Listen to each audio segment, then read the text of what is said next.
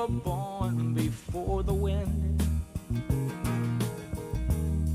also younger than the sun. Yeah, the bonnie boat was one as we sail into the mystic.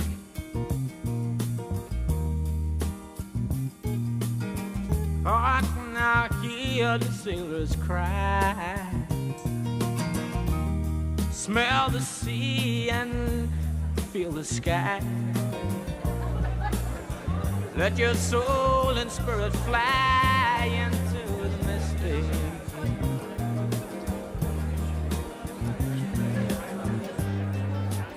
Where that foghorn blows, I will be coming home.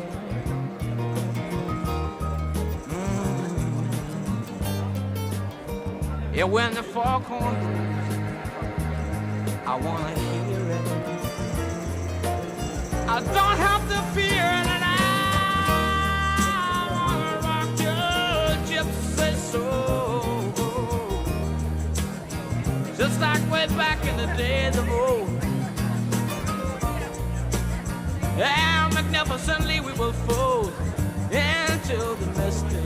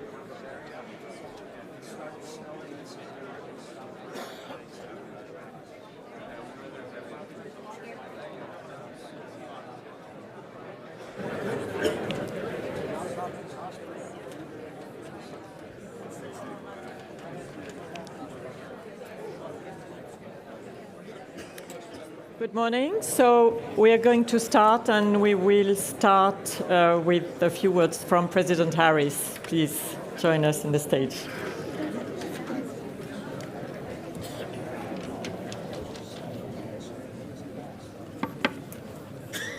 Ladies and gentlemen, good morning. It is a pleasure and honor to lead with some introductory remarks on this panel, which is both prominent and necessary. I am happy to greet the President Sandu, President Milatović, and Minister Safadi. It's important that the research community, represented by Mr. Haukkala, is involved to enrich the discussions. And my best regards to Madame Sylvie Kauffmann. who is always at her best as a moderator of engaging discussions. The topic, building forward, small but resilient, is also well chosen, as small nations face a number of old and new challenges in the turbulent world we are living in today. Nations referred as small nations are somewhat new in the world arena. They got their birthright mainly in the 20th century, after the cataclysms of both world wars and the end of the Cold War. Today, if we count only those who are members of the United Nations, more than half of our nations are considered small. In an organization where every member has a voice and vote, it should be a considerable power. Of course, there are limits, but still, small players have a possibility to punch over their weight. The question is, are they willing to? Today's world, which works favorably for small states as well as the bigger ones, is changing. Geopolitics is back. Leading from the position of strength is becoming commonplace. Laws and rules that seemed universal are being bent. This poses a challenge for small nations, to put it mildly. Principles that have kept our world functioning, kept it together, are showing signs of weakening. Something new is emerging. There have always been wars and conflicts, but the magnitude of the present ones and the fact that more than one of the permanent members of the United Nations Security Council are directly involved is worrying.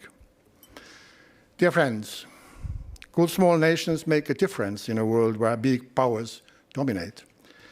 Estonian philosopher Uku Masing once wrote, "The smaller nations have a broader horizon precisely because they cannot get past the existence of the bigger ones."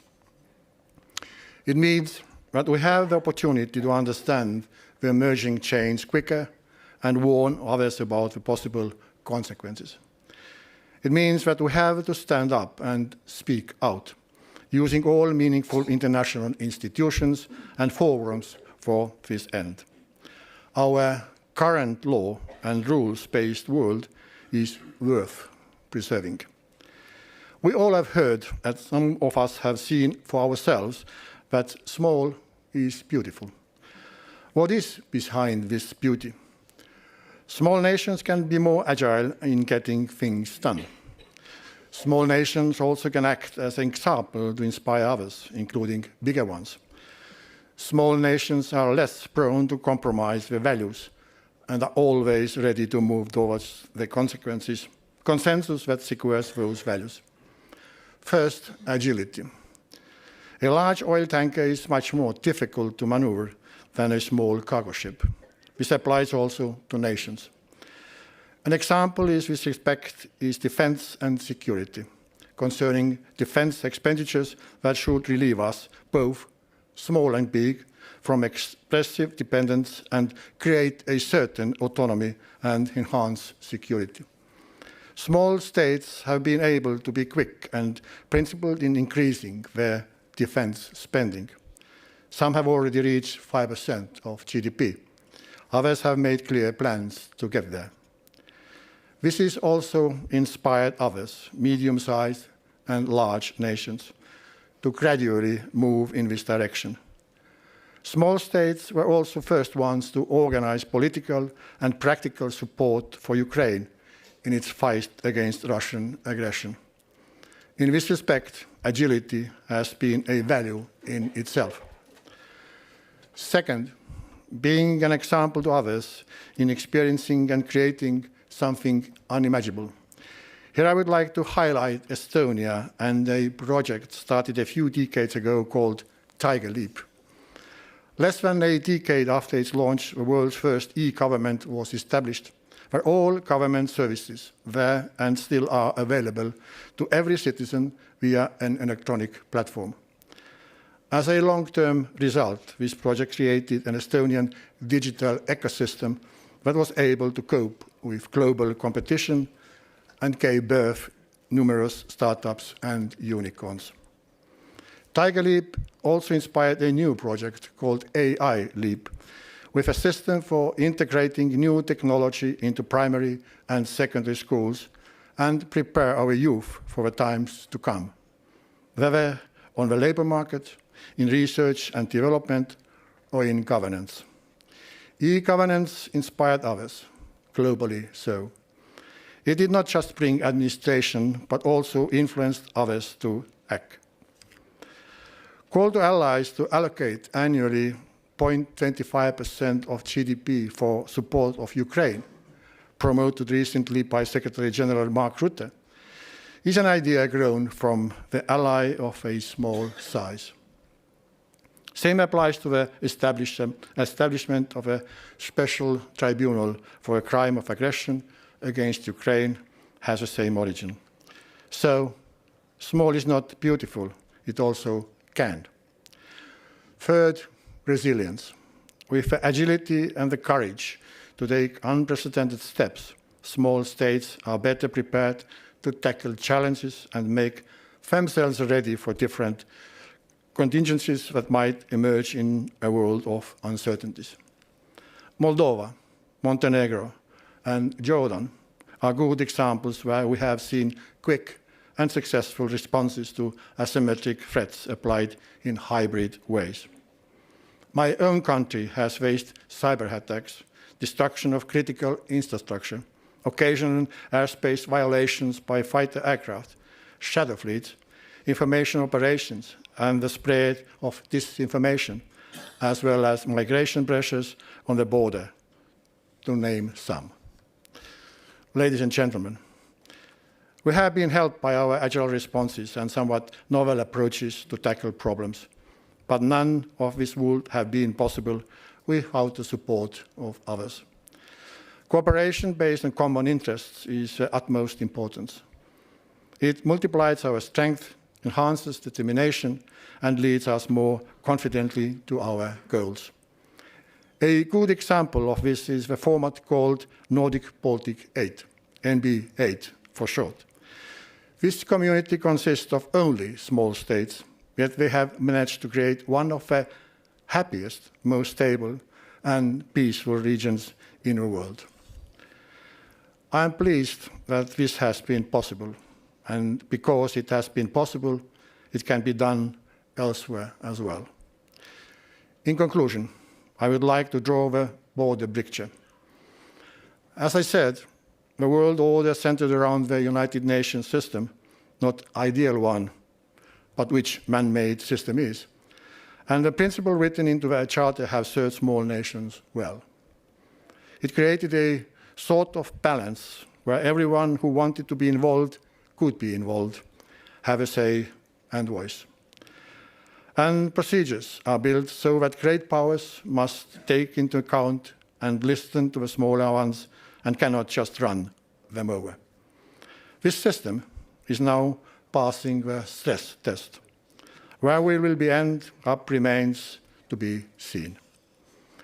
If we really want to have an international system where size is not everything, where even the smallest nation can allow themselves the pursuit of happiness, where disputes can be resolved in a peaceful way, where institutions provide a venue for building a consensus, or at least easing differences, we have to seize every opportunity to protect the system that has brought us through the past 80 years. The situation is too dire for us to wait for a miracle. Thank you very much, and good luck with the panel. Thank you. Thank you very much, President Karis. As you have heard, this is not a panel about Donald Trump, but this is a free country, so if you want to mention him, no problem. We're going to focus on size, smallness, and resilience, as you said. And size, of course, is a relative thing. I happened to be in Bangalore, India, a few years ago, 1.5 billion people, and I took a cab to the airport, and he said, "Where are you flying to?" And I was based in Singapore at that time. I said, "To Singapore." He said, "How many inhabitants in Singapore?" that time I said 4 million. He said, oh, so small. And he said, but you're not from Singapore. I said, no, I'm from France. How many inhabitants in France? I said, well, 60 million. And he said, so small. so probably I should have said I'm from Europe, and that's 450 million people. That might have impressed him. But you see, sizes and smallness is really relative, and what matters is resilience. And so that's what we're going to talk about with President Maia Sandu, President Jakov Milatović, I hope my pronunciation is good, Minister Safadi, and Hiski Haukkala from Finland. Sure. So we're going to have a few introductory remarks. Maybe I will start with you, President Sandu. You're president since 2020. You've been re-elected, so you are resilient, and you have had your share of challenges, among them the war in Ukraine. So tell us how you fight. Well, maybe I'll start, first of all, thank you very much for the invitation. Maybe I'll start a bit earlier, because the end of the Cold War for many people meant that this was the end of the imperial domination, at least on our continent. But the countries in our region in Eastern Europe, they saw it before 2022 that gaining formally sovereignty didn't necessarily mean that you will be free of external pressure and external interference. Mm-hmm. In the case of Moldova, of course, we had the conflict of 1992, which was provoked by Russia, and then the unresolved conflict after 1992 has been used by Russia to influence things in Moldova and to prevent us from developing the way we wanted. And of course, we had the energy blackmails, we had the trade embargoes, which were used by Russia all this time to keep Moldova in a specific situation. And we got to a point where many Moldovans believed that we're too small to be able to genuinely influence the fate of our country. At the same time, I have to say that this was not just an issue of external pressure coming from Russia, it was also some developments inside the country, because corruption, state capture, this was working along the same ways. And some people find it beneficial to have this non-transparent relationship with Russia because they had personal privileges. At some point, things have changed, and Moldovans said enough with corruption, and Moldovans said enough with state capture, regardless of whether it comes from inside the country or outside the country, and this is when things have changed. Also, when we saw the invasion of Russia in Ukraine, we understood that this geopolitical ambiguity is not a good thing, and that we had to choose one road, one direction, and this is when we applied for the EU integration. That's when we started the real reforms in the country. This is when we got the chance to build resilience and to become stronger against Russia. In 2021, we were 100% dependent on Russian gas. Today, we don't consume any Russian gas, with the exception of the Transnistrian region, which is a totally different story. We were totally dependent on electricity coming from the Transnistrian region, which is still controlled by Russia. Today, we're not buying any electricity from this region. We're building connection to the European markets. Of course, this has been extremely difficult, especially when you have the prices so high. But we have shown that you can have energy diversification and resilience implemented in a couple of years. We started with 3% of renewables of the total consumption in 2021, and today we have 25% of renewables. This is the same for all the sectors, because it's about having strong institutions. You first need to fight corruption if you want to have strong institutions. And we have been implementing a significant reform in justice and strengthening our institutions to fight corruption. We have been diversifying our economy. 10 years ago, we were at least exporting at least 50% to Russia. Today, we have 2/3 of our exports going to EU, and a very small, of our trade is still with Russia, but really insignificant. So you first need to bring in order your internal agenda, and then people start to believe that you can resist a big power like Russia. And we have seen it in the recent elections where Russia's interference has been significant. It's been more than 1% of our GDP, to talk about the financial elements, and it's been about disinformation, it was about cyber attacks, it was even trying to buy voters, it was about illegal financing of political parties using cryptocurrency. All these things have been extremely complicated, but we have shown that you can still defend your democracy. And of course, it's about the government institutions, but it's also about the whole of society approach, because we had the media, the civil society, explaining to the people how Russia was trying to steal their vote, and then, of course, you could have had the response of the society, and of course, we had the support of the donors to deal with many of the challenges we've learned from Estonia, how to deal with foreign information manipulation, and also on many other things. And I think that this is a case. It's not just good for us, but we show to other small countries that you can resist Russia's interference. It's possible, and we hope that other countries will also learn from us, but will also believe in their own efforts and power to resist this interference. Mm-hmm. And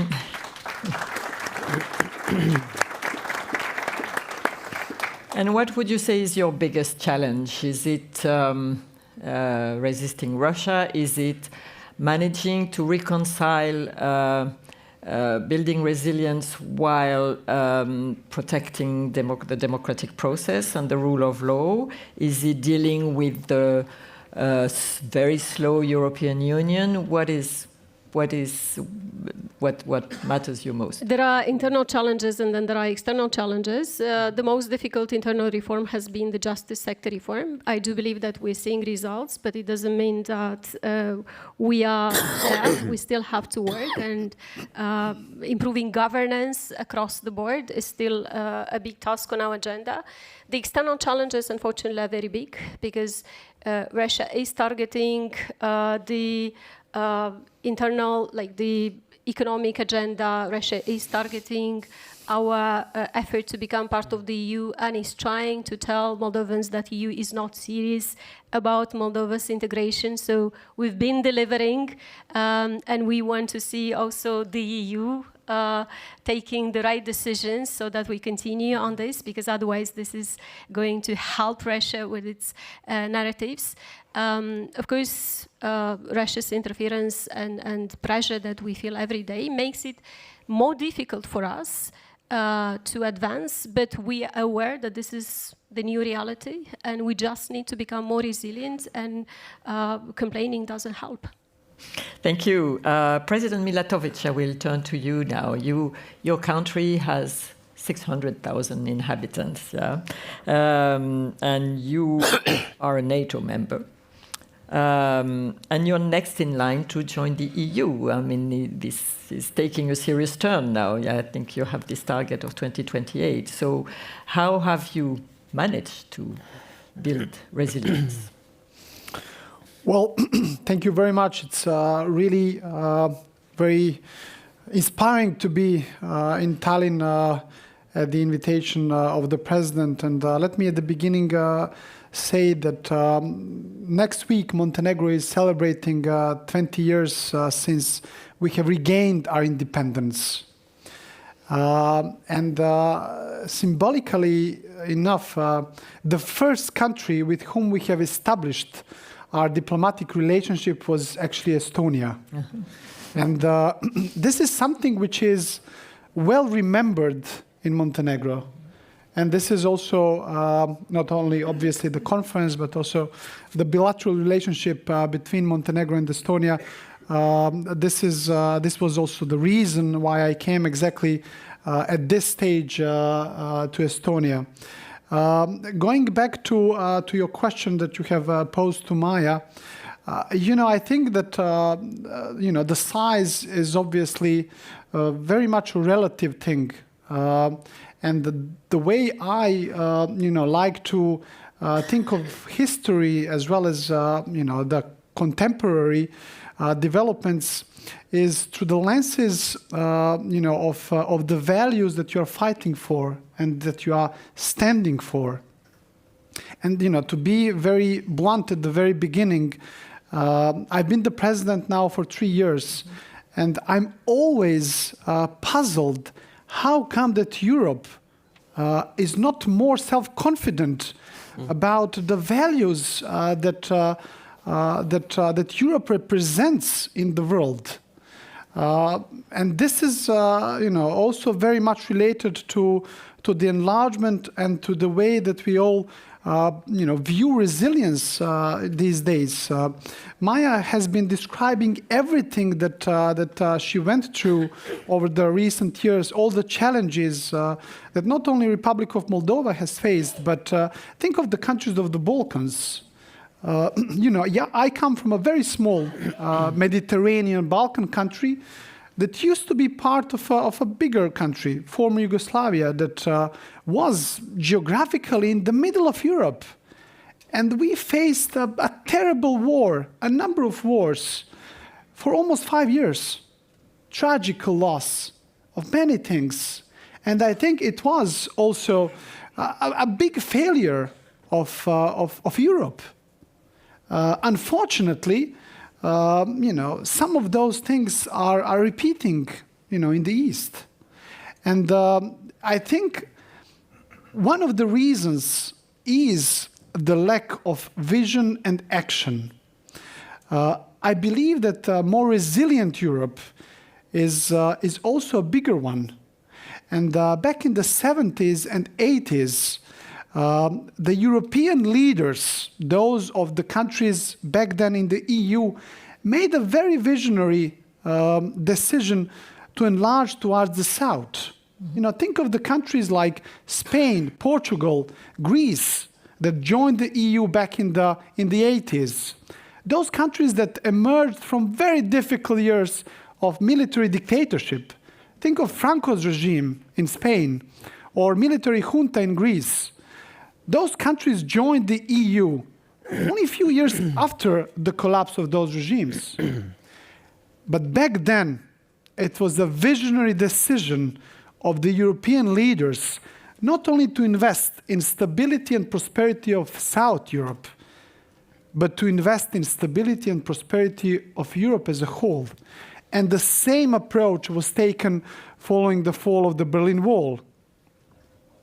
Well, but, I think that it was a decision back then, not entirely a technical one, but a political and geopolitical, a decision that made Europe more resilient to enlarge towards the east, including towards this region. Then for a number of years, I think that Europe was reluctant to make a similar decision, to take on board the countries of the Western Balkans, to be braver about the countries of the Eastern neighborhood.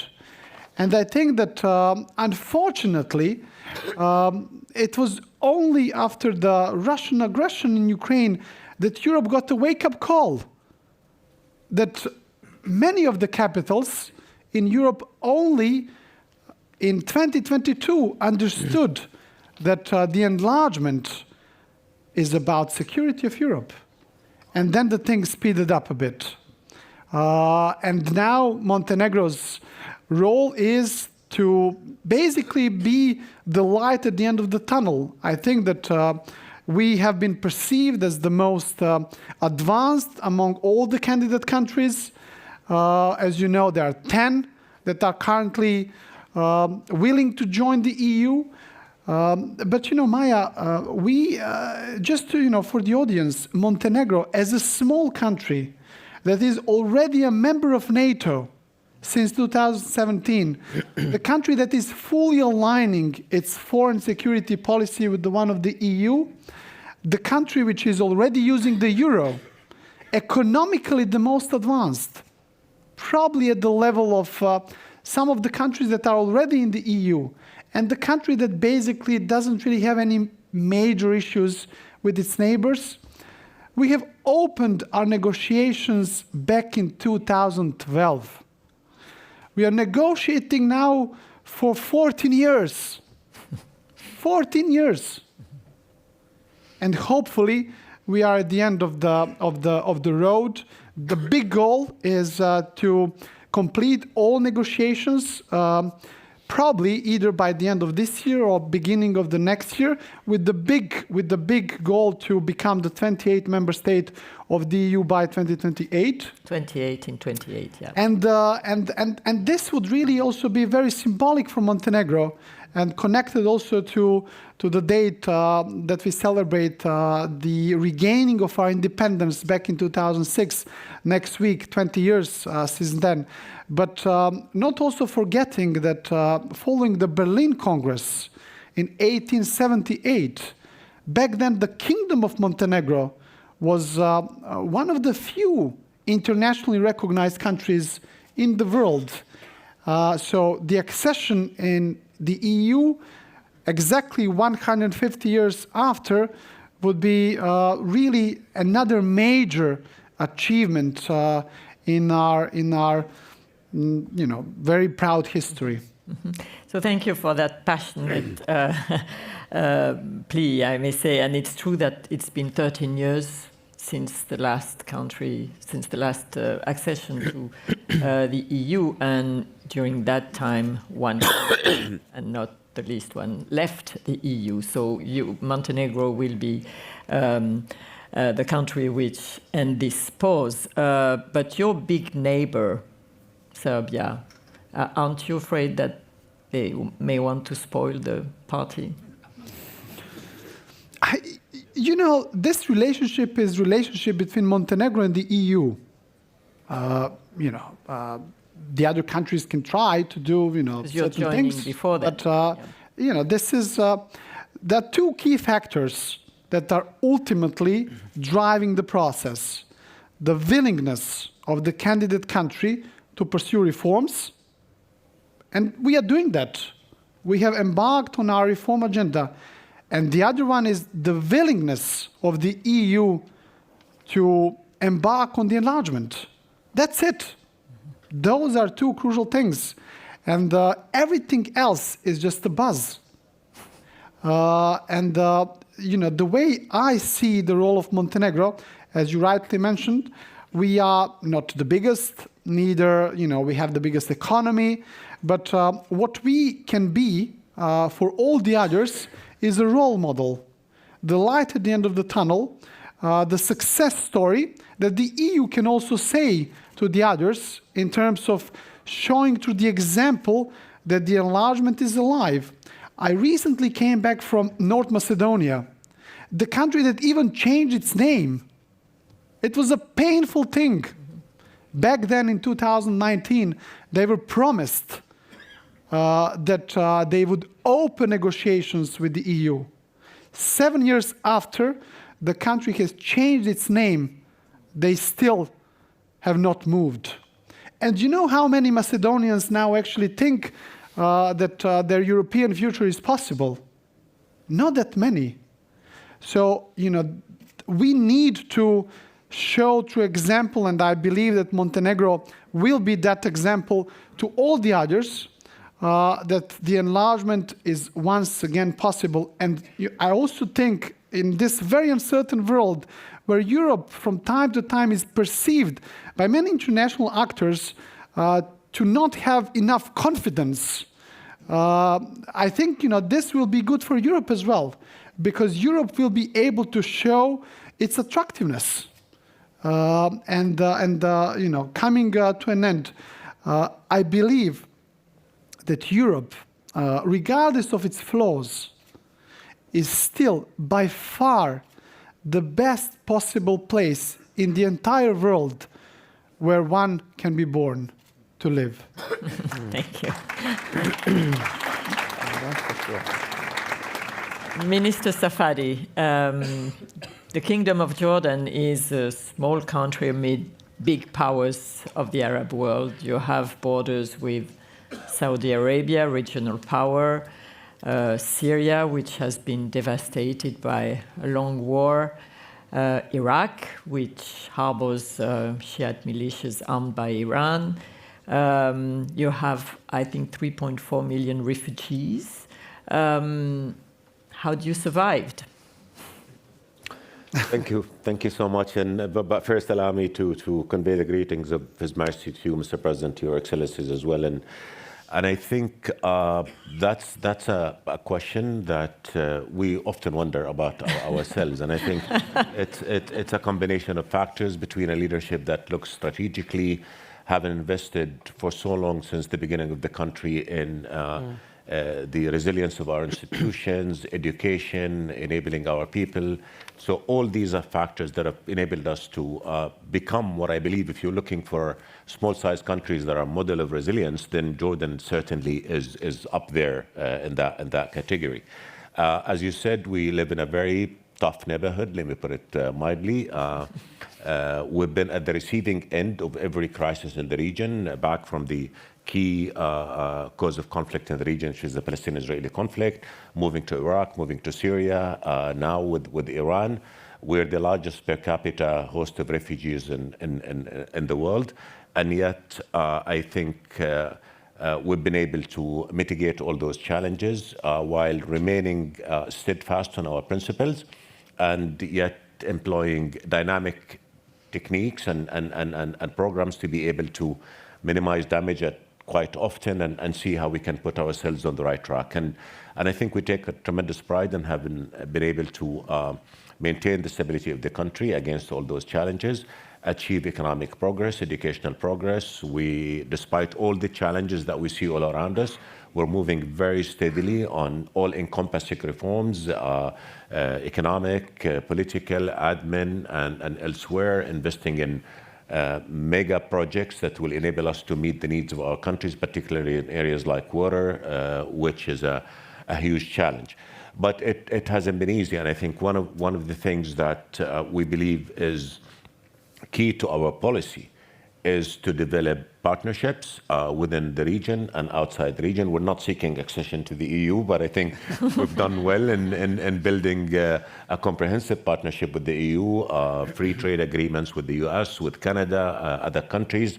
And I think, Mr. President, you mentioned that small-sized countries have more agility in trying to build on common grounds and find those areas of common grounds and translate that into common opportunities.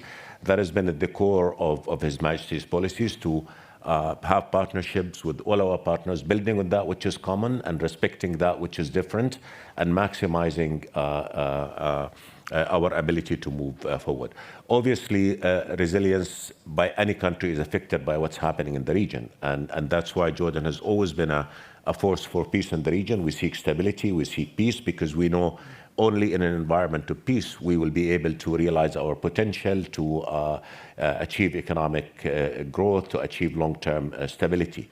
So we've been extremely focused on trying to find an end to the Palestinian-Israeli conflict on the basis of the two-state solution, which we believe is the only path to peace and stability in the region that will secure Israel's place in the region, but also fulfill the rights of the Palestinian people to freedom and statehood. We're looking now at, with Syria, having emerged from 14 years of devastation, to see how we can invest in a new partnership there, because its stability is key to regional stability. So now we're looking at mega projects that will impact all of us. We're looking at railroads that will connect the Arab Gulf through Jordan, Syria, Turkey to Europe.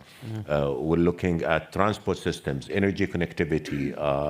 We're looking at mega water projects in the region. So I think the key is to recognize that our resilience will be maximized by working together, by building partnership, and by, again, staying true to principles and values despite challenges, but also applying dynamics and recognizing that by all of us coming together, we can maximize our ability to serve our peoples. And hence, if you look at the diversity of Jordan's relations, whether in the region, whether in Europe, whether in Asia, these are relations that have been nurtured and that have been built on mutual respect and on trying to create synergies that will ultimately help the economic development process by all countries.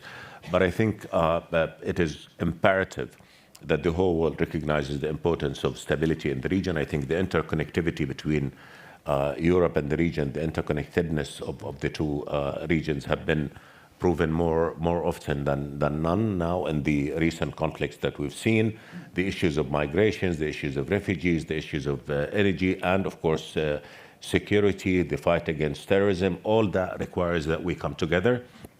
And I think key to that is remaining true to international law and to the rule-based order.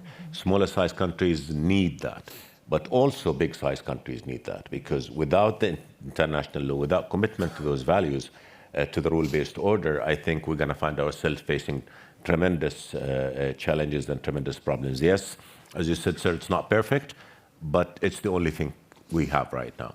So instead of violating it, we need to be able to protect it, improve it, and build on it. And I think the Middle East is a case in point where failure to ensure that everybody abides by international law is something that is setting a lot of precedents. Yeah, but talking about international law and diversification of your partnerships, you very early on established diplomatic relations with Israel, right, in 1994. How destabilizing is today the policy in the West Bank, because you have the Israeli policy in the West Bank, because you have a big Palestinian population. So how do you deal with this? It's extremely stabilizing, not to the whole region. I mean, ultimately, I think unless we're able to have Palestinian-Israeli peace, the whole region will continue to be hostage to the potential of conflict erupting every few years. And that has been the pattern over the past years. As you said, Jordan has been committed to just and lasting peace. We signed a peace treaty with Israel over 30 years ago, and we maintained that treaty despite challenges, because we believe peace is the ultimate answer to all the problems that we have in the region. But in order for peace to be lasting, it has to be just. It has to be accepted by the people. If we look at the actions of the current Israeli government, they are not conducive to peace. They are conducive to more conflict. And I can give you examples. Look at Gaza. Months after the ceasefire has been reached, aid is not coming to Gaza in any significant quantities yet. Rebuilding has not started. Ceasefire has been violated thousands of times. And over 600,000 kids in Gaza have not gone to school for 3 years. So what kind of future, what kind of culture are we talking about there? Move to the West Bank, which is undergoing tremendous pressure from Israel. And it's on your border. The number of settlements in Israel over the last year have increased by almost 80%. 102 new settlements have been approved on the West Bank since the Netanyahu government came into play. Annexation of land is happening de facto. Even President Trump said he will not allow annexation, yet if you monitor the facts on the ground, you'll see that annexation de facto is happening day in, day out. Palestinian Authority is being suffocated economically. Over $5 billion of Palestinian money has been withheld from Israel for years now. Checkpoints in every corner. So that's extremely stabilizing. In addition, of course, to the encroachments on Muslim and Christian holy sites in Jerusalem, which is a powder keg waiting to explode unless we're able to come together and stop those measures from happening. The Aqsa has been closed for most of Ramadan. Today, a radical minister, Ben Gvir, who calls Palestinians animals, has violated the sanctity of the holy site in Jerusalem today. We've seen what happened with the churches, and we have facts that show that not just Muslim holy sites, but also Christian holy sites are under tremendous pressure by the current Israeli government, even through imposing taxes on churches, which have not done since the Ottoman Empire, and they cannot pay, so they're taking their property. And I just want to say to all our colleagues here is that the actions of the Israeli government is not just destabilizing the region, it is hurting Israel. And I think because we all want to live in peace in the region, we want a Palestinian state to live side by side Israel in peace and security. But that's not going to happen with the occupation continuing. We all believe in the two-state solution. Israel is undermining the two-state solution. So the question to them is, if you don't want the two-state solution, then what is the answer? 5 million Palestinian people live under occupation. Are they going to be second-class citizens in an apartheid state? So if it's not the two-state solution, then what is the solution? So I think we raised the alarm about what's happening on the West Bank. It's extremely dangerous. It's conducive to peace. It's hurting Israel. And we tell all our partners, by supporting the current Israeli government and its policies, is not supporting Israel. On the contrary, it is hurting Israel, because it's undermining 30 years of efforts to normalize the idea of peace with Israel. And last thing, if I may, also look at what's happening with Syria. Syria is rebuilding, having emerged from 14 years of devastation, as I said. The government says, I don't want to have any problems with Israel, and yet Israel is occupying more territory there. The same thing on Lebanon, and I think continuing with conflict seems to be the strategy of the current Prime Minister in Israel, because he's eyeing elections and he wants to stay in power, and that is a huge challenge for all of us. Yeah, well, that's quite a description of the challenges of your neighborhood, yes, definitely. Hiski, Haukkala. Finland is seen as the champion of resilience, right? At least in Europe, that's how we see you. You have 1,340 kilometers long border with Russia, so that's a big neighbor. And you have a population of 5.5 million? 5.6. 5.6. So what's the secret? I mean, how have you been able to maintain this resilience, and what are you teaching us, the rest of us, and do you think we can learn from you? Yeah, thank you. First of all, I would like to take this opportunity to thank the organizers for this amazing honor to appear on this distinguished panel. And I would like to take the opportunity also to congratulate my Estonian friends and colleagues for organizing this amazing conference. It's been over 10 years since I was here last, and it's really great to see that you're keeping it real. So thank you so very, very much. I'm actually going to do something nasty and not talk about Finland almost at all. Okay. I actually don't always like the self-congratulatory tone when people talk about Finland or otherwise. I mean, we are trying to keep things real and do our best, and there are lots we can talk about, and I'm happy to answer in the Q&A session. But I thought I would give a bird's eye view concerning the future, and also the challenges and perhaps potential solutions when it comes to resilience, because this is not a Finland matter, this is not Estonia matter, this is not a small state matter. This is actually an issue that deals with all of us, both large and small, going forward. And therefore, and apologies for being the storm crow here, but what I have in store for all of you, everyone, even the guy in the White House, is really an age of growing turbulence and disruption. This is what we are talking about in the coming years, and particularly in the decades. Because many of the things that we are talking about here today are surface reflections of structural changes ongoing in the world or situational factors in world and European politics. And there is a wider transformation that I think we are missing here. That's going on. It has to do much more than just Russia or great power relations or competition. But we're dealing in a world which is in a deep and profound transition that deals with climate and sustainability crises. This is something that needs to be mentioned when we talk about security and resilience. And also the technological revolution that will result in a lot of disruption in the world going in the years ahead. And we are, I think, in my view, unfortunately, but also fortunately, because many of these things, of course, have a lot of potential for good and positive outcomes as well. We are in for a wild ride. And these things will fall on us like a ton of bricks coming forward. And I find it a bit disconcerting that we are not talking about all of these issues, because I think they need to be factored into our analysis as well. The good news is we can still be secure, but not in the olden ways, where it was stable security. Security is something that has to be fought for, not only militarily, but through better planning, preparedness, foresight, and occasionally when security lapses for different reasons, then through resilience. And in this respect, the fortune not only favors the brave, but it rewards the prepared. And I think this is very important when we talk about resilience. Now, a word about resilience. It always must begin at home, at the grassroots, at the level of individual.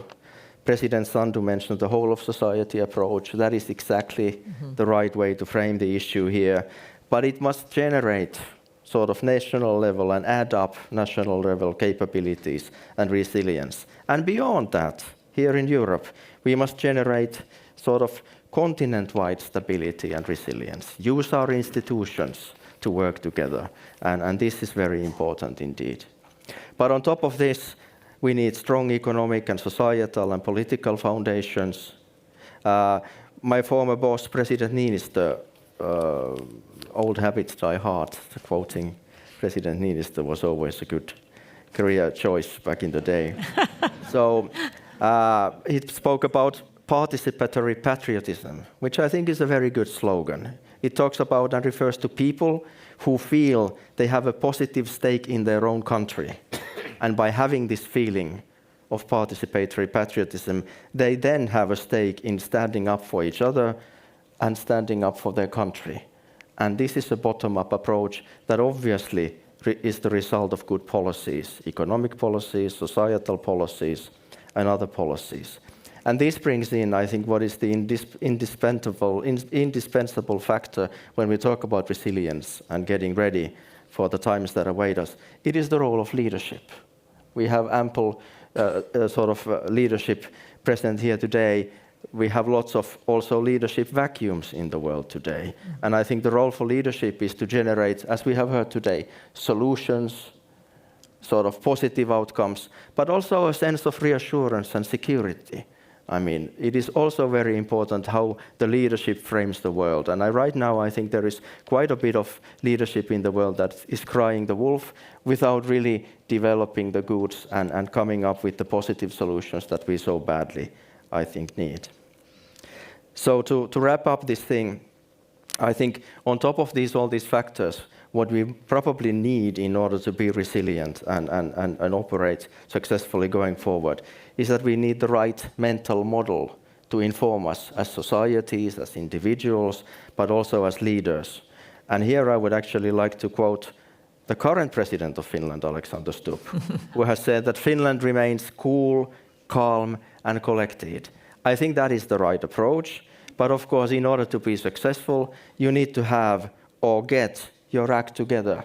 You need to have the capabilities, you need to have the societal resilience, you need to have the legal sort of foundations for different things that you want to do in case there are different emergencies. And here, I think all of us, including Finland, has a lot to do. Mm-hmm. Thank you. Well, the problem is that all of us Europeans not necessarily have the same calm, cool character as the Finns. So sometimes you need a mirror to check if we are alive Finns. We can try. So I like this idea, this concept of participatory patriotism. But how does that go with becoming NATO member, relying on NB8, as President Karis mentioned? This is something quite recent. I mean, the emphasis on this NB8 is quite recent. And so how do you mix all these commitments, if I would say? I think they are mutually reinforcing. And EU, I forgot to mention. Yeah, I think they are mutually reinforcing, to be honest. I mean, Finland has never been out of this world or somehow isolated from this world, even though we were pursuing the policy of military non-alignment. So I think there was always an understanding that security and prosperity and well-being is interdependent with our friends and partners and now also allies. And I think what we have been doing for the last 4 or 5 years is an acknowledgement and reflection of this fact. So I don't see any sort of anything that it would be not working well together in this respect. Before I get to the audience for questions, there's one issue I would like to ask both of you, President Sandu and President Milatović. It's the brain drain issue.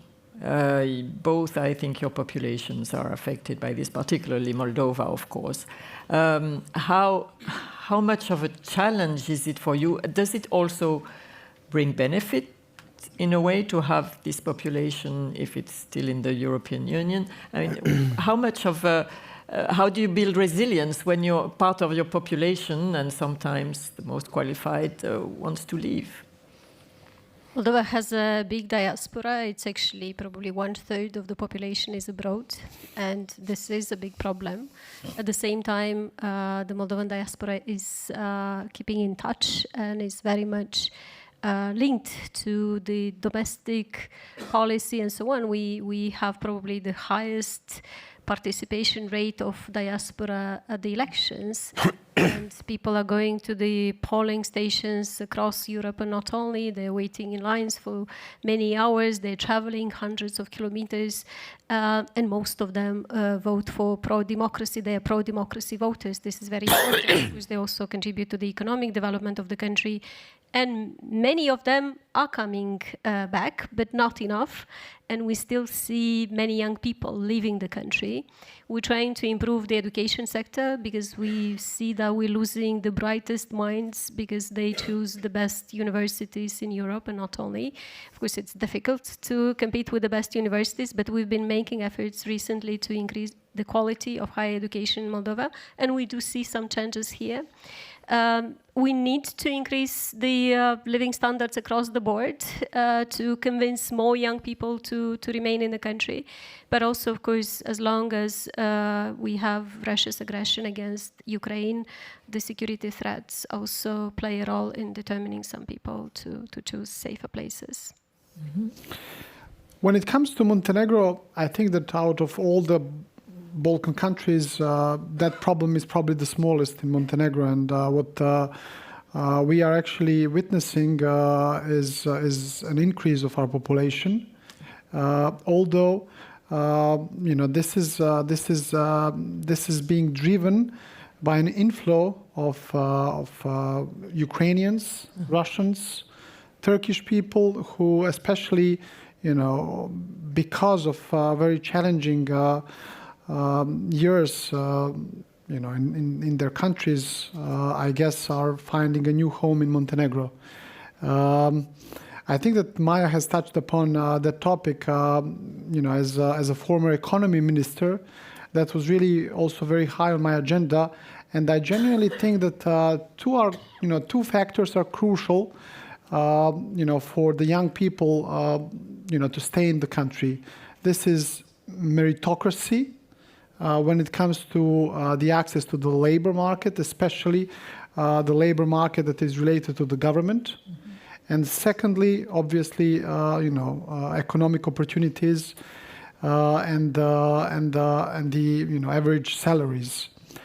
I guess that Montenegro, as a small country, is catching up relatively quickly with the rest of the EU, and I think this is obviously all very much connected also with the EU accession plan.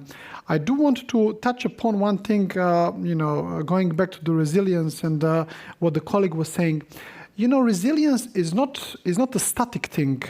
It is also connected to adaptability. What perhaps was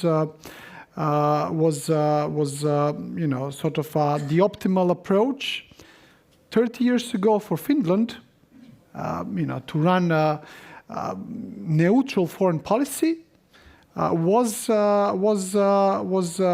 perceived as a part of its own resilience back then, but that's not the case anymore, right? And the same for my country. I was born in 1986.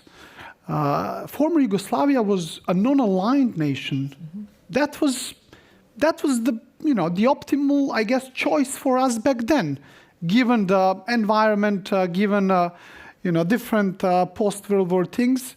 But that's not the thing anymore for us. What is crucial here, and this is where I a bit disagree with Maia. I don't believe that there are voters who are pro-democracy and those who are not pro-democracy. I believe that it's always a failure and this is basically a big problem for mainstream politicians now in Europe, to make sure to communicate well, because it doesn't really mean that think of Germany.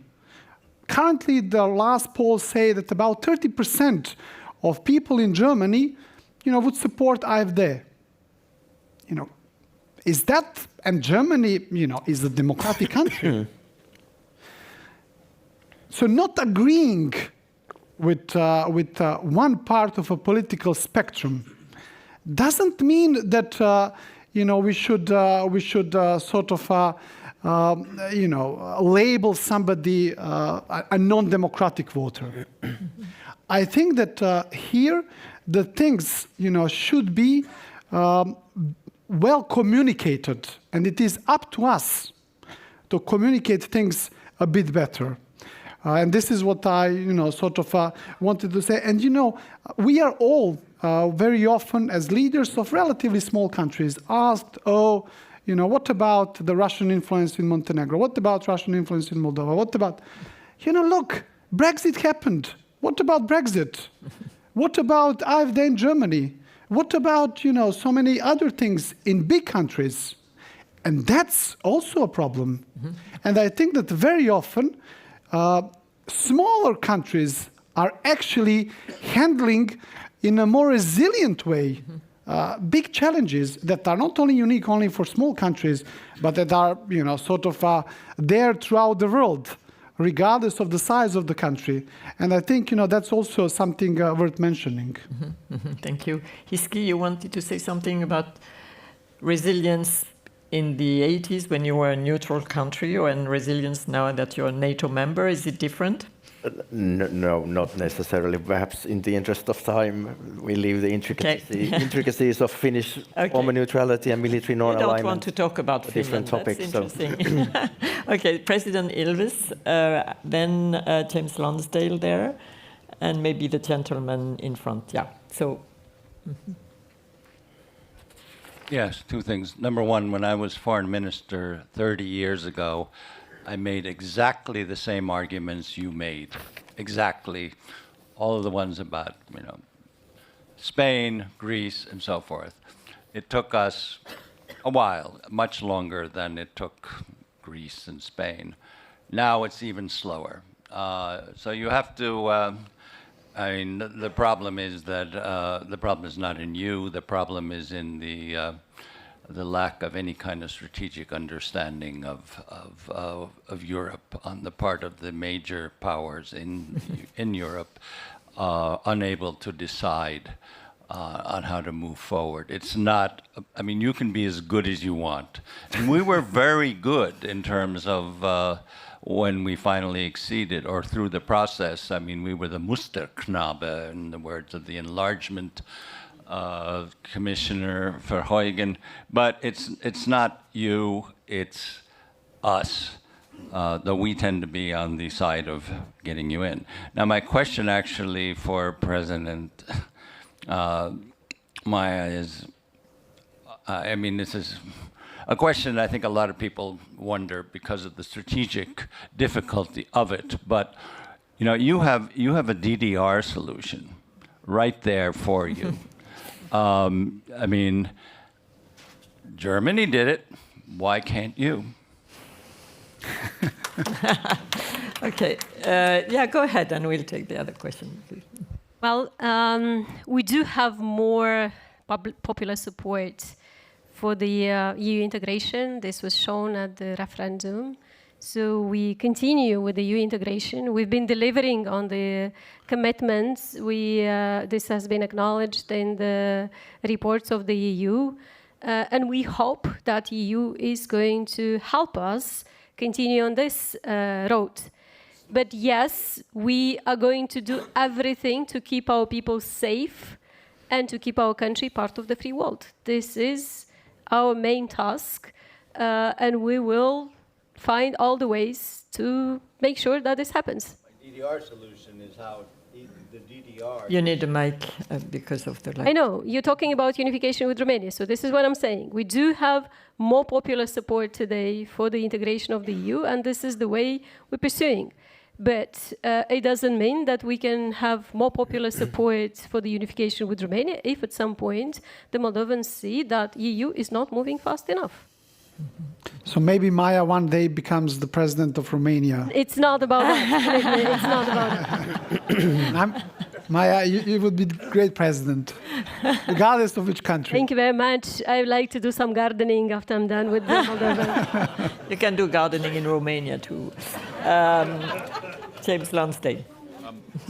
Good morning. My name is James Landale. I work for the BBC. Minister Safadi, countries in the Gulf are having a pretty hard lesson in resilience at the moment. Can you give us your assessment of what's actually going on regarding the conflict with Iran at the moment? What's actually happening? Where do you think it's going to go?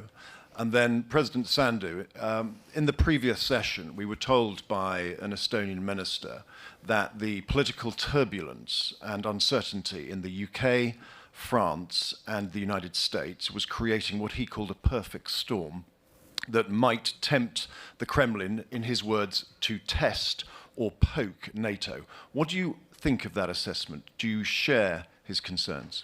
Thank you. Thank you. You know, none of us in the region wanted the war to start. On the contrary, I think all of us have worked to try and prevent the war from happening. But when it happened, we all woke up to a very shocking reality, which is Iran started attacking all of us, attacked GCC countries and attacked Jordan within 2 hours from the beginning of the war. And since then, we've been working on trying to find a solution to that war. But the way we see things in the region, in the Gulf and in Jordan, is that we do need a political solution to the conflict. We do not believe war is going to achieve the long-term stability that we all want. But in order for that solution to happen, we need to address all sources of tension in the past to make sure that we're not going to be in the same place 10 years from now. And in addition to the nuclear issue, I think from our point of view in the region, what needs to be addressed is Iran's interventionist policies in support for proxies in the region, meddling in internal affairs of other countries, and sort of a mechanism that will ensure non-aggression in the past. Right now, I think all of us in the region and in Europe and in the world are suffering as a consequence of this war in terms of the oil prices increases, food security, which is going to be more of an issue, I think, if the current status quo continues. And I think key to a solution is also to ensure the safety of passage through the Hormuz Strait. There cannot be a precedent where one country can impose tolls or disrupt international trade to the detriment of everybody else in our world. So I think any solution will also have to ensure that the situation in Hormuz goes back to the status quo ante the war. And in order to achieve that, I think we need to have a collective position in terms of what is acceptable and what's not acceptable. Piecemeal scenarios will not work. The impact on the Gulf economy is enormous. The impact in terms of the threat to their security is enormous. And I think that's why we need to have a comprehensive solution that addresses all causes of tension in the past. Thank you. President Sandu, yeah. On the plans that Russia has with respect to NATO countries, we do have good intelligence in Moldova, but probably it's not yet better than that of the countries that you have mentioned. I just can say that, of course, as long as Russia's war continues, no one is safe, and we can expect anything to happen. So what we need to do is to continue to put economic pressure on Russia. This is what's going to help, and continue to support Ukraine. Mm-hmm. And if I may follow up on this Russian issue, are you afraid that President Putin might have a veto on your accession to the EU because of Transnistria? Is that only EU can decide whether Moldova can become part of the EU or not. Russia has nothing to do with it, and it would be really a very bad idea to signal something else. Mm-hmm. Thank you. Yeah, there was this gentleman here, yeah. Maybe we can take two, yeah, Thank you very much. I'm Felix Kasper from International Center for Defense and Security, and I have a question directed to Maia Sandu. Taking a look, going back to the internal challenges of Moldova. I don't want to talk anything about Transnistria, but there's also another region in Moldova, it's Gagauzia. And taking a look on the election results in Gagauzia, so in the parliamentary elections, they did not vote for a party, they voted for this Blocul Patriotic, if I'm not wrong, and they did not vote for you in the presidential elections, as well as they opposed to write down the EU membership in your constitution. So for me, it seems that they are either pro-Russian or Russian propaganda works quite efficient in Gagauzia. So I'm worried a bit that Gagauzia is kind of an obstacle to Moldovan resilience and also to the EU membership path of Moldova. So how would you see this? Okay. It's true that in this region, most of the people are not happy with the EU integration agenda, even though they have been benefiting from projects supported by EU. But Russia's propaganda has been really efficient. In that part of the country, people don't speak Romanian, or many people don't speak Romanian. Many people don't speak even the Gagauz language. They speak Russian, and they've been listening only to the Russian TV channels. So the propaganda in that specific region has been particularly strong. We do see some changes, especially in discussions with the young people and in discussion with the business community, because the business community does understand where the economic interests of Moldova are. They are already working together with partners in the European countries.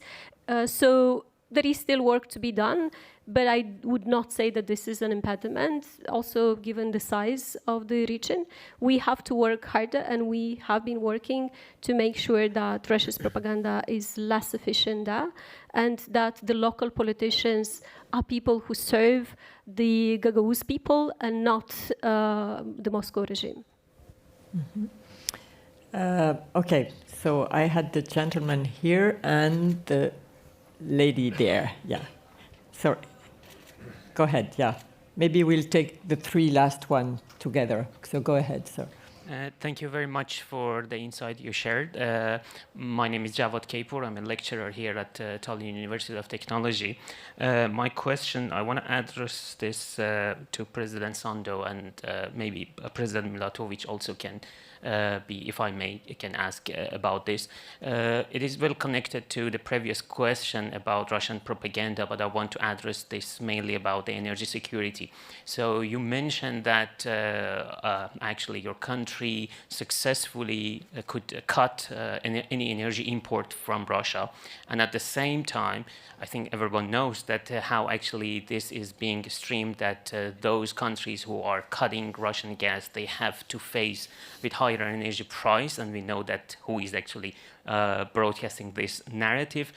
Could you please share any golden key lesson for us that how actually your country could make a counter-argument, counter-narrative, especially to address to public that by accession to Europe, especially running this green transition and energy transition, you would not have to bear double, 3 times energy prices, and actually in strategic terms, it's actually beneficial for your people and citizens. Thank you very much. Thank you. We'll take the two questions, Ina and the lady. Yeah, okay. Oh, thank you very much.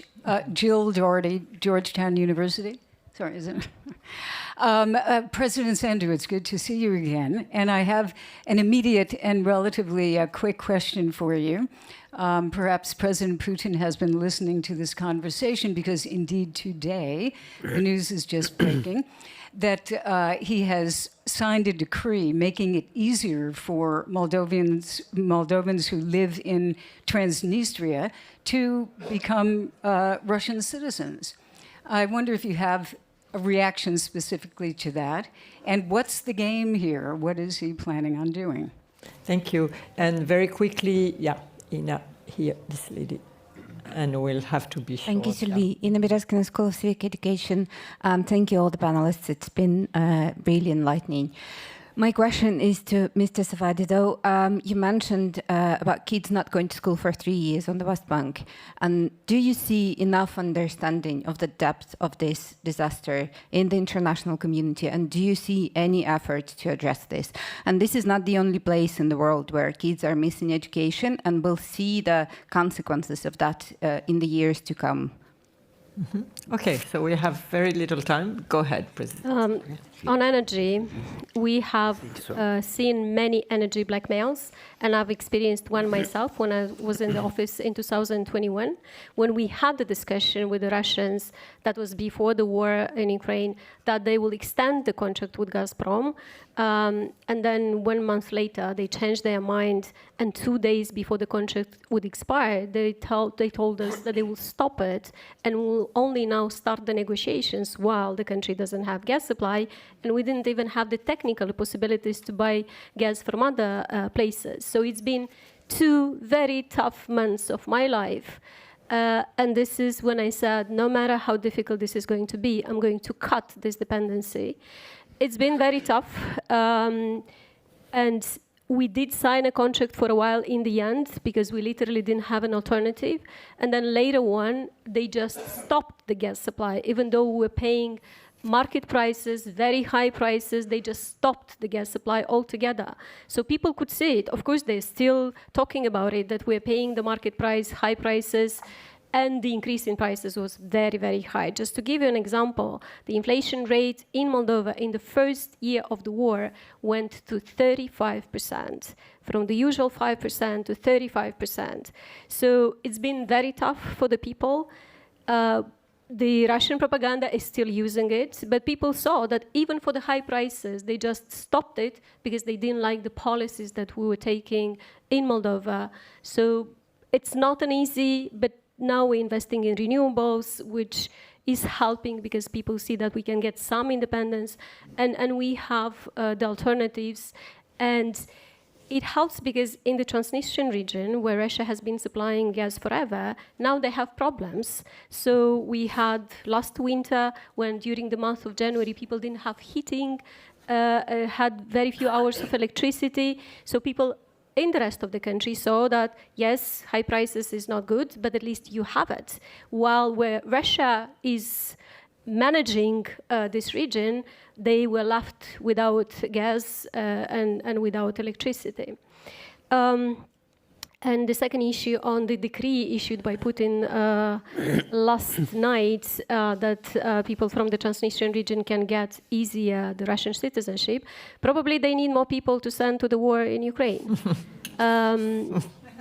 You know, it's probably one way of trying to threaten us again, because Russia does not like the actions we've been taking towards the reintegration of Transnistria. We've been taking measures on the economic and financial part, and this is just you know, one way of trying to threaten us. But for the people in the Transnistrian region, they have to think twice. I have to tell you that since the war in Ukraine began, most of the people from the region took their Moldovan citizenship because they felt safer to have the citizenship of the Republic of Moldova and not the citizenship of Russia. Thank you. Minister Safadi, very shortly. I believe the question was about refugees, right? About the schools Children. in the West Bank. In Gaza, you mean? Yes. Yeah. Look, I mean, I think we have to look at this collectively. The whole situation in Gaza is extremely dire still. We all took a sigh of relief when the ceasefire was announced, and there was a plan that President Trump offered, a 20-point plan that would take us towards stability. Unfortunately, on the ground, things have not moved as fast as they should. So, again, 650,000 plus students in Gaza are not going to school for the third year. We in Jordan tried to help, for instance, even during the war, by developing some internet curricula and allowing kids to download the curricula early on and then to study. But still, that is not a solution. Most of 80% of schools have been demolished. Those who are still standing are still acting as shelter for the displaced people in Gaza. So that's a huge challenge. And I think if we're talking about the future, what kind of life will those 600,000 kids have? growing up. Deprived, they feel they have no hope, they're desperate, they're ignorant. So that is something we should, that the whole world should focus on. And I do not believe there's been enough attention on that particular issue because everybody's been a prisoner of the moment. But I think, yes, this is a challenge for now, but it is also a challenge for the future. If you have 600,000 kids that are living in the misery that Gaza has been reduced to, that is not something that's going to bode well for the future. And again, back to the subject of this session, resilience. Education is part of the resilience. People having a stake in their place in the country is part of the resilience. So no, not enough attention has been given to that issue. And it is in the interest of all of us to make sure that we address the humanitarian catastrophe that continues to deepen in Gaza, not just as a duty towards human beings, not just as compliance with international law and international humanitarian law, but also investment in the future of our region. Resilience for any of us in the region requires that all the region enjoys stability. And as long as we continue to be hostage to conflict, I think all of us are going to be challenged. And again, in Jordan, one of the challenges that we're facing now is that we have 1.3 million Syrian refugees, for instance. About 200,000 have gone. In Jordan, only 10% of refugees lived in camp. 90% were over the country. We gave them free education, free medical health, because we believed that if we invest in them, they will be positive members of society for as long as they're in Jordan, and they will be able to contribute to the rebuilding of their country when the conditions are conducive for them to voluntarily go back. But now, aid is declining. UNHCR, World Food Programme are all cutting their programs, which means we as a country, while facing the tremendous impact of the economic disruption resulting from regional crises, are also having to address the needs of those kids for school, which alone we cannot do. So yes, our country is resilient. Leadership matters because the messaging was always that these are guests that we need to take care of them. But ultimately, unless we all come together, everybody play their role, I think we're going to have challenges going forward. And it's a crime against humanity to have children deprived of their right to education in Gaza, West Bank, or elsewhere. Thank you. So I think we are a little bit over time, but I think it was worth your time. So let's give a good round of applause to our panelists. Thank you. Thank you very much.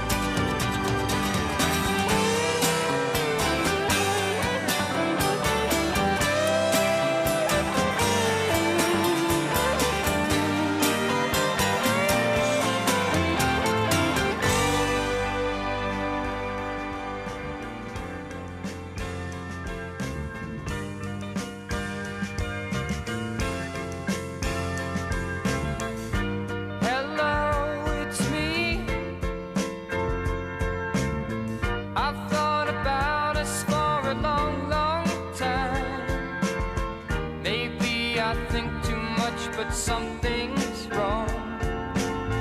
There's something here that doesn't last too